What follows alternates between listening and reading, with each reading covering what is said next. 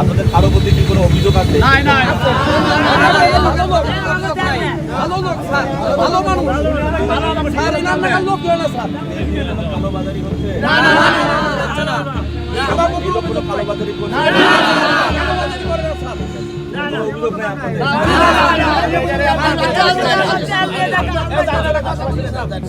এই ভদ্রলোক আমার বাড়ি আব্দুল্লাবাস। আমি একদিন গেছি কইছি বাজার আমার বাড়ি আব্দুল্লাবাস, আমার একটু তেল দেন। তেল শেষ হয়ে যাওয়ার পর ওখানকার এলাকার লোক কইছে এই লোকের তেল দিয়ে দেন।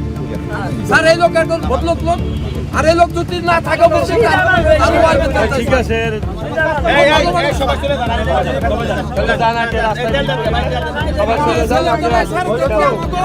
ওই সাংবাদিক